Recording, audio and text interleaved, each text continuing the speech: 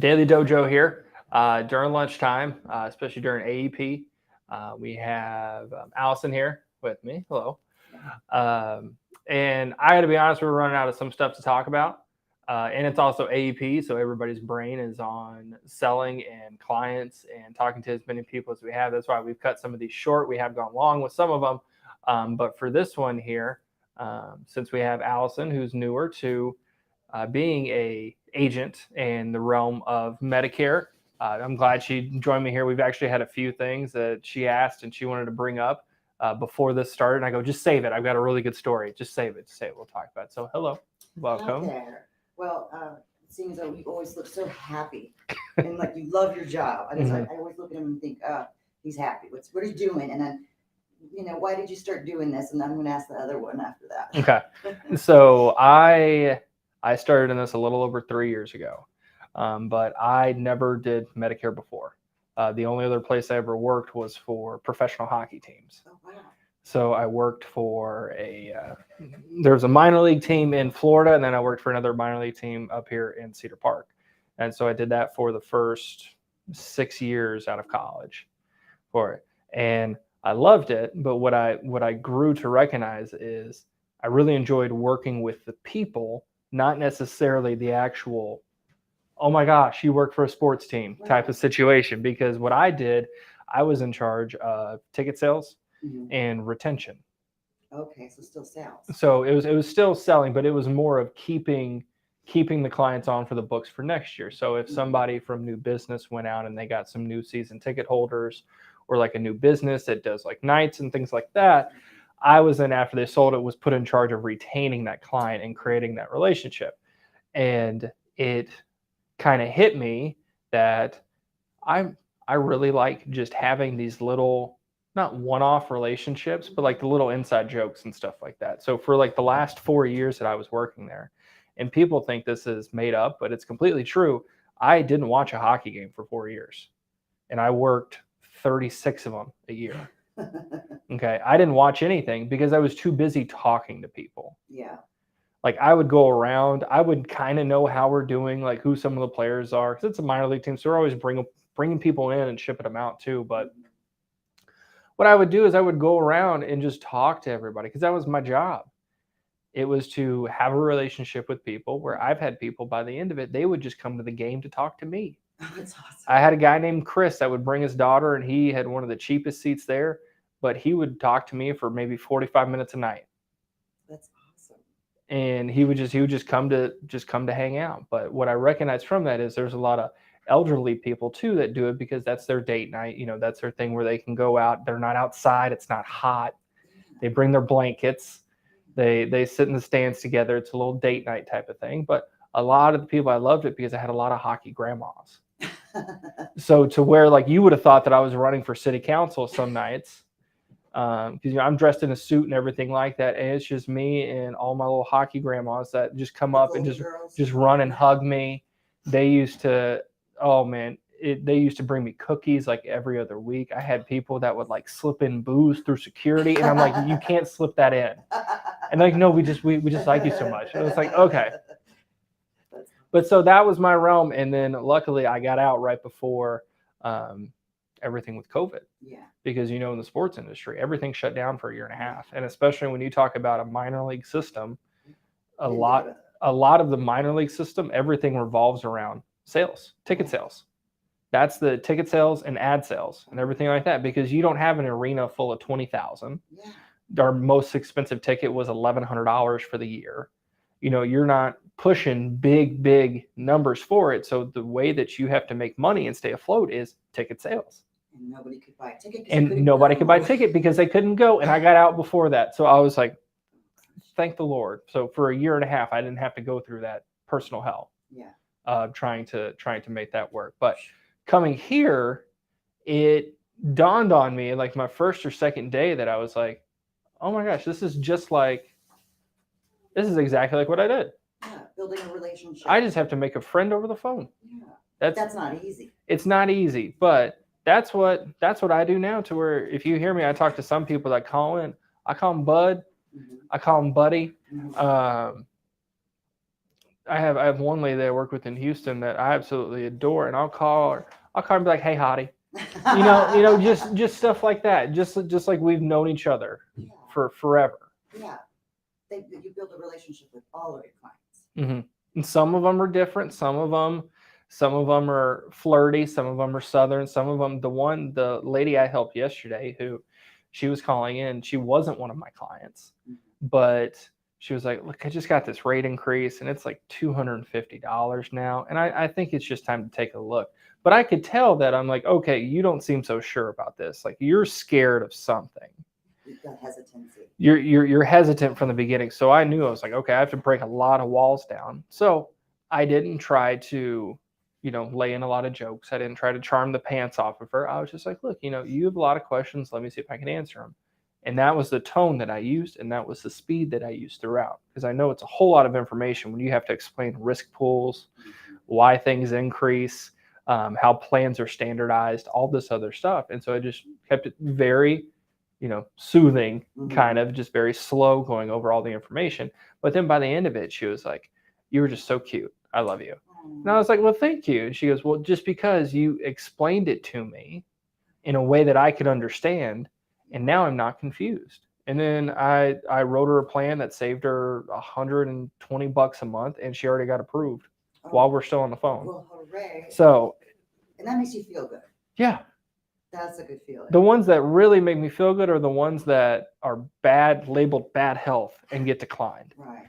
Those are the ones that you'll see me and Brad, if we ever start like slapping the floor or start celebrating, it's because we got somebody that we're like, I don't know if we're going to get approved, but man, I really want to help this person. And then it gets approved. Yeah. Oh gosh. That's what it's for. Right. Well, that brings me back though. The other question I asked was, in all seriousness, have you ever cried with a client? Have you ever been? Yeah. Yeah. I mean, happy, laughing cry, and sad cry. Yeah. And it's a lot more frequent than you probably think. Yeah. It's not every day, not every week, but about every other month or so, just because you do build relationships with these people. And I know Steven's heard this story, and I've told her on here before, so I'll just do the quick rundown. The very first guy that I ever wrote for a Plangy, I sandbagged the crap out of it because it was the month before I got my license. And he was like, "Hey, I'm turning 65 in like 6 months." And I go, "Oh, you're too early. Why don't you wait a month and then I'll help you?" He was like, "Okay, yeah." Because then at that point, I had to hand it off to somebody else. Yeah. I wouldn't get the commission, Right. versus I was like, I can wait a month and He's sell got it, right? 6. Yeah. He's got 6 months left, right? Yeah. Yeah, we can just do it. It's fine. But it was the first guy I ever helped. He was one of the coolest guys I ever had a relationship with. We would talk every other month or so. But I hadn't heard from him in a few months. And his wife called me, and it turns out that he passed away after being in a hospital for 170 days. And I was like, that's why I haven't heard from him. Jeez. And we were just talking about it, and I felt like I was telling stories about conversations that we had with his wife. And his wife was like in his office, and he still had notes about me from like when we would talk, so he could go back and cross-reference. So you do cry doing this. It's not a face-to-face, like, let me hug you, we'll cry together through the pain, but there is a whole lot of stuff that when it hits you, we're dealing with human emotion. Exactly. We're not dealing with numbers. No. They're people. Exactly. People who, we can help. Allison, I think you have someone on the phone. Oh, okay. Well, thank you for that. Well, yeah, you're welcome. This has been great. Great information. Thank you. And just like that, it's back to the original too. It is. How's it going, Steven? Good. How are you doing? We're hanging in there. Yeah. A lot of stuff today that is not selling, and that is what I don't like. Not closing, or because not being able to be on the phone. Oh, because of certain circumstances? Just being in charge of stuff. Oh, yeah. Oh, you personally? Yes, me. Oh, yes, me personally. Yes. Sense. Okay, gotcha. So you're trying to help your team while you are being pulled from your calls. Correct. That makes sense. So where is the point in you where you're like, look, guys, it's time to do this yourself, just for now, because I got to take care of some calls. Mm-hmm. I do have them. They're, hands up, Christopher. Yeah. who he's a little shining star that we never would have thought. Yeah. But it's starting to click for him. I mean, yesterday he did 2 new sales. The one lady that was a Mutual of Omaha Dental that he basically had to create an email address for her to do the signature, put it in. The other one, he just had such a great relationship with the guy that there was no way he was saying no. Yeah. So for a lot of that, they already have the experience. They have been listening to me close. Hopefully, they have been taking notes. But like for him, he's doing good. Sharita, she's getting there too. I tried to get her some more reps here this morning. She's really improving, coming on to really her own with her own confidence, which is killer. But you're right. There are some times where I have to be like, look, guys, I have to take care of this. Go ahead, hit the phones. Let's make some dials. Let's get some people on with us. Yeah. Do you feel like new agents are picking up on the other new agents improving? I think old agents are seeing the improvement of the new agents. That's good. That's what I wrote, and getting a little threatened, saying, well, he's been here for 3 weeks and he's closed more than I have. You always want that fresh blood in, because that's when you get everybody hungry. Yeah. But then it also kind of gets a kick in the pants to some other people and say, well, I'm here as long as they're here. I have better talk time than them. Why do they have 10 sales this month and I have 4? So always adding in. I think the new people kind of flock together whenever you bring them in, just because you're brought in at the same time, the same amount. You don't have really a relationship with anybody yet. So you kind of group together, and that's really with everybody that you bring on at the same time. I mean, if we look at the ladies, if we look at Mike and Alice, we look at Christopher and Sharita and all of them, they're all kind of grouped together and they all kind of stick together. But I think it's beneficial not only for some of the newer people to see, okay, this person is new and succeeding, but it's also a little kick in the pants to the old people, not old age, the people who have been here, but it's a kick in the pants to say, okay, this person's a threat to me because they're already beating me. And I've been doing this for 3-4 years now. This person's been here for 3 weeks and they're closing. I think it all goes back to, you always need to be listening to everybody, no matter what their skill level is. You can hear some things like I heard on the floor here today where somebody was going through all the benefits and everything like that, and the person was so psyched and they were driving, and the agent goes, okay, well, let me do this. I'll wait and call you this afternoon, when you're not driving, and we'll get everything taken care of. Hey, pull over.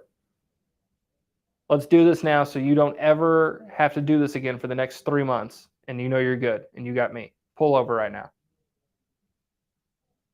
Did you do it? No, the person set an appointment for this afternoon, and immediately I go, they're not going to answer. That's just how this business is. Yeah. You can talk for 4 hours and say, you know what, call me next week and we'll do the enrollment. Okay, perfect. Guess what? Somebody calls them that afternoon or the next day, not next week. They pick up and they go, oh, yeah, I already got signed up. I go, what do you mean? They go, we had an appointment for next week. I go, yeah, somebody called me. It only took like 15 minutes. Yeah, but I'm all good for next year. So what's going on? Yeah. Urgency is, go more towards the agent side and stuff. Urgency, that's something that a whole lot of people have to add in their book of repertoire. I think new agents can be intimidated by the one call close. Mm-hmm. They don't really understand why one call closes are so important. Mm-hmm. They feel like their idea of being salesy is closing on the first call. Mm-hmm. But the way that it's structured here, especially in our script, is it even says in the discovery, like, we are going to take care of this today. Mm-hmm. So you don't have to worry about it anymore. And I can take care of the rest of the stuff so you don't have to worry about this. Mm-hmm. And I think that, I remember my experience as a new agent, I was nervous about the one call close. Like, how do you guys do on the first call? It's like, that is what needs to be done because, like you said, the nature of the business, especially now. Mm-hmm. But what agents need to get once they get the reps in is that when you get them on the phone, it is absolutely essential to get it done on that first call, but it's also better for them because then they learn how to build a trust. Like, this is going to get taken care of today. Because one, I know that as soon as I get off the phone with you, either I've enrolled you and you're done, or I have not and set an appointment and it's going to get done probably tomorrow by somebody else. Mm-hmm. And, we try and prevent that with them saying, hey, how many hits will it take for you to realize that you might want to close these people on the first call? Like, we were calculating, Frank and I were just looking at numbers and it's like, man, look at all these appointments that have been set. Mm-hmm. Like, why are you setting appointments? Like, get it done now. Like, strengthen your conversations, strengthen your focus, but also build more rapport. Take some time on the phone to let them know, like, look, I'm not talking to you because I want to sell you something. I'm talking to you because we are creating together an investment, which is your life. And your coverage is part of your life. And part of that coverage that comes with it is yours truly. And I'm going to be doing this and I want to be looking at this because you don't want to be doing this. Mm-hmm. And they don't, I think they slowly get it. I mean, they hear you and they hear they hear Victoria. They hear, like, we're getting taken this care of today. So yeah, I do enjoy hearing them getting excited about closing deals, but I also hope that they understand quickly that getting them off the phone, they're done. And that you got to lose a few before it sets in. Yeah. You really got to lose a few because I think people nowadays are afraid, just like I said, they're afraid to be labeled salesy. We are licensed insurance salesmen. That is what we are. Would I call myself salesy? Absolutely not. Would I call you salesy? Absolutely not. Do we have some different things that we do that might seem really salesy to other people when we start talking about psychology and stuff like that? Oh, yeah. But I know I'm not salesy, and I know you're not salesy. I think when you're starting out, when you're creating, that kind of hurts you a little bit more when they go, oh, you're just a salesman. You're just trying to sell me something. If you're just starting out, you kind of get that hurt, and then you go, am I? Right. Like, am I just another salesman picking up the phone? No, you're not. You have to have that value and that self-worth in yourself in order for that to just bounce off. Yeah. Because we are salesmen. Everything in this world, I hate to be the cliche guy. Everything in the world is sales. These chairs, this table, everything has been bought. Every company, if you're making money, you're selling either a good or a service. That's just what it is. So everything around us is sales. Yeah. You're going to run into it eventually. But let me ask you this question, because this is a slight detour, but I want to know your thoughts on this because we were talking about this earlier. Do you, like, being a salesman, most important thing is you got to ask for the business. How you do that is managed through the call, but you got to ask for the business. The question is, do you think it's easier to ask for the business for a Medicare Advantage plan or Medicare Supplement? I'd say Medicare Supplement, just because the majority of the time you do have qualification questions that you can fall back on. But I do the same takeaway for both closes. Right. I do.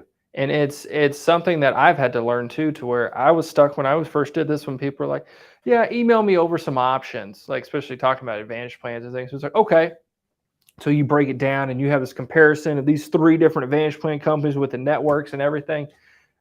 Those people are going to look at it and go, I have no idea what this means. Trash. Right. And then you call them, they're like, hey, did you look at that? And they're like, no, right. I don't understand it. I don't get what it means. And so in doing this for years now, I've gone what you did, where I want to handle it in one phone call because I want to move over to somebody else. Like, I'm not going to chase you. I've got other people that I can deal with. Now, if you need me to set an appointment to call you back, I can absolutely do that. But we're not going to go through the whole pie and then set an appointment. I might give you one slice of it, but we're going to get the majority done when you do have the time to talk. And so really comparing the Advantage to the supplement, it's got a leg up because you have health questions and they have to qualify and everything. But what I've been doing, at least here recently, and I noticed I did this yesterday twice, where one lady that Christopher was working with that needed a dental plan, I said, perfect, we got a few carriers we work with. Let me see what's available in there. And in her state, 4 of the 5 companies they weren't selling. And so what did I tell her on the phone? I go, well, it looks like things are pretty limited here. It turns out you already have Mutual. Okay, Mutual is available.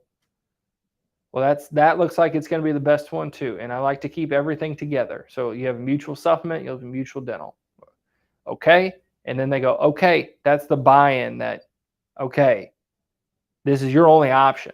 Right. And then going through the benefits, then you have to kind of look and compare and say, well, I'm not going to recommend the lower plan because you're actually going to get more usage out of the middle benefit for the basic services covered at 80 than the one at 50. So I don't even want to look at that one. But talk them through what you're looking at to the very end that says, if you are looking for dental coverage, this Mutual preferred plan, this is your option. So we can start this 11-1 for you. Because at that point, there's no 15, 20 different things that they're going through. We're agents, we're specialists, we're advocates, we're all of that for a reason. That's because people are to take our advice. And if I give you 3 options and you make the decision, and then for some reason something goes bad, then you can't get mad at me. You have to get mad at yourself.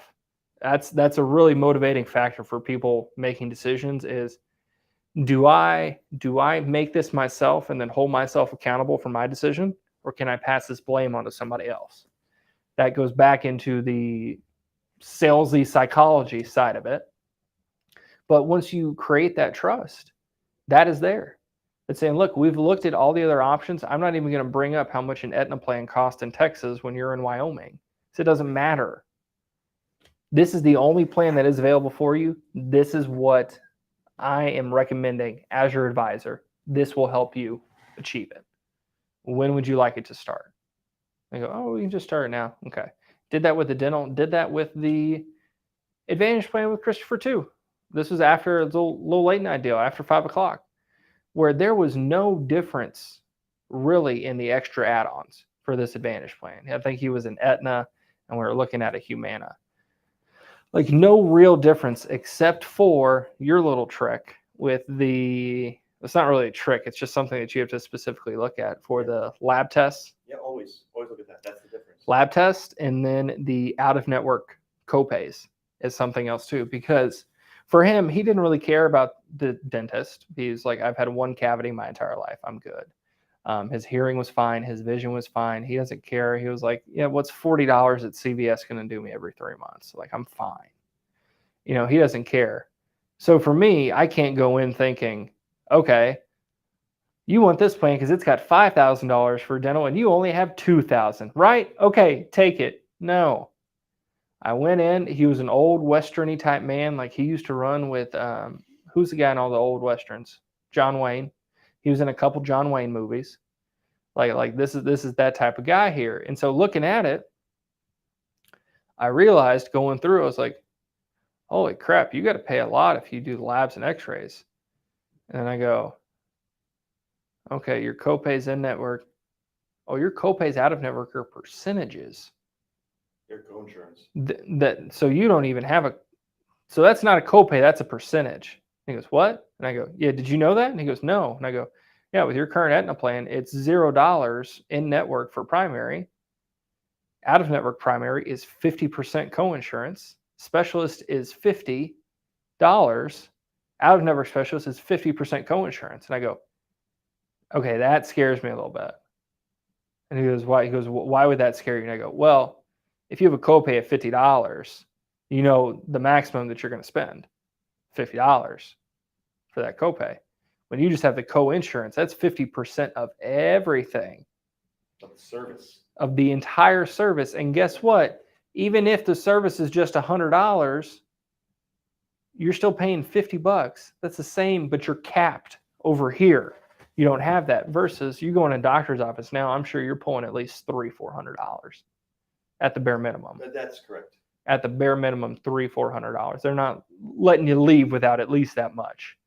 And going through it, I just brought it up to him. I was like, hey, look, man, you don't want any of the sprinkles. You're not a sprinkles guy. Let me get to the cake. And I told him, look, you are better covered with this other plan. And what I mean by better covered is you're limited to your exposures. So you don't, you're not having 50% of the entire service versus just a $50 copay or $40 copay, whatever it is. Scrap everything else. Let's look at these three things. Because you're super healthy, you go to the doctor twice a year, so we're not going to have to use it that much. But let's say we do here, okay? You have the exposure for the 50%. You have the exposure for the higher cost for labs, x-rays, everything like that. You have a higher exposure if you are hospitalized in your daily deductible that you do have to pay for it, versus looking at Humana where all three of those things are capped. They're either capped where they weren't capped or they're less than what they are over here. And he goes, oh yeah, I used to have Humana before I moved here. And then when I moved here, I tried to get it and they weren't available. And I go, well, Jack, they are now. So Christopher, go ahead, pull up the Humana enrollment. And then I said, Ty Fry, whatever his name was. I go, all right, go get your Medicare card. We're going to need that here. Let me grab Christopher. He is going to start the enrollment. I'll come back on for the signature just to make sure everything looks good, but you're in good hands. So here you go, Christopher. But it's that look, I'm making valid points here for you. I'm crossing off every question that you have and making it a no-brainer, but I'm never asking, does that sound okay? No, because it already sounds okay. Right. I don't need a second buy-in. You're already, whole conversation is okay. You're bought in because you're still on the phone with me. Right. You're either too afraid to break my heart or you're in love with me by this point. That's what it is. Yeah. And so I think that's, going back to new agents, that's the hard part to learn when you first start, listening to closes and everything like that. Because you just think, oh, I'll get it over to them. It'll be fine. You know what we should do with our new agents, if they're not on the phone, is look at a plan. Look at a Medicare Advantage plan. They're all the same. So just look in Sunfire how a plan is broken down. Mm-hmm. And, with certain corporate carriers, they're like, you have to go over all specific details. We're not required to do that. Mm-hmm. But they need to know what they're looking for, because it's unfortunate that you have to do that with Advantage plans, that you have to find the hidden gem of that pain point, Mm-hmm. which is, as you've noticed, so disparate from all the other plans. I'm thinking a major difference with the lab work and the MRIs specifically. Mm-hmm. That they make it such a big disparity with those charges and those copays. But I really think that's what I would do, is just look, just go into a plan and just, when you're on the phone with somebody, I know you can't go over it right now because you are still working on your license and you're just talking about Medicare in general, but you should look into it because all plans are broken down the same way. You cannot talk about the cost, but you can talk about Medicare Advantage plans, how they work. These people have been in them for either a short period of time or a very long period of time. And it's your job as a new agent to discover where they're at, because it's your job to make sure they're comfortable with their decision, the recommendation that you will give them. Mm-hmm. So if they're like, well, I have copays this, I have to do this, I have to do that. Well, how are you as a new agent going to be able to field those questions if you have no idea what they're saying? Mm-hmm. I know they're new and they can have some experience and say, well, Advantage plans are this, and according to CMS, blah, blah, blah. But what we say to them is say, look, listen to what they're saying. And then if you know how the plan breaks down, you know that you can attack those questions and say, okay, well, when Jacob looks at the costs of the plan to make the recommendation for you, we will know exactly what your issue is on the application. Mm-hmm. We know that you have certain concerns about where you're spending your money. You probably have an Advantage plan because you don't want to spend money on your insurance. Mm-hmm. You are trying to be frugal with your health. Not the way I would live, but that's your choice. Mm-hmm. So we have services provided here to help guide you in the right direction.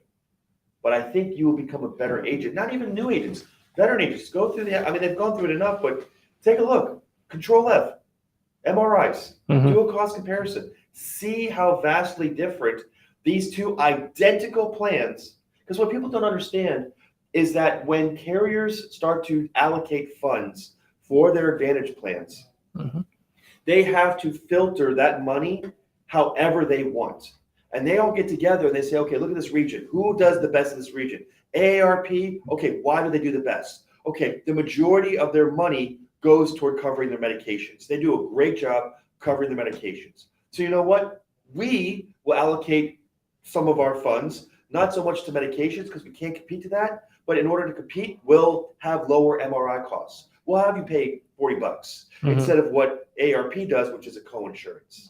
You know, they need to speak to that because that will turn on a switch for them because they're like, oh man, I see when you go get MRIs, they charge per MRI.